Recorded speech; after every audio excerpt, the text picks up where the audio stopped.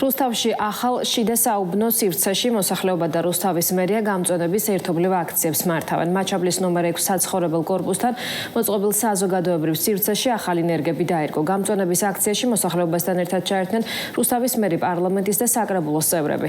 ერთობლივი ეკოაქცია რუსთავში ხანძთელის ქუჩაზეც მოეწყო და ახლად რეაბილიტირებულ უბანში რუსთავის სანერგე მეურნეობაში მოყვანილი 200 ძირი ხემცენარე დაირგო.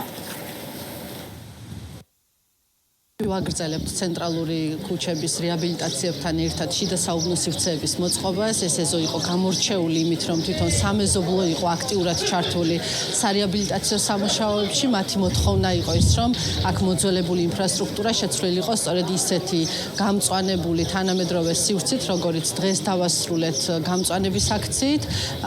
კარგი მაგალითია მოქალაქეთა ჩართულობის და იმის, რომ უბან-უბან, ეზო-ეზო შეგვიძლია, რომ ჩვენი ქალაქი უკეთესობისკენ შევცვალოთ. არაჩვეულებრივი შედეგი დაიდო, ეზო იყო გაუვალი, აქ შეუძლებელი იყო დაჯდომა, დასვენება და ეხლა ხედავთ რა სილამაზეში ვართ, ხანდახან არც გჭირა.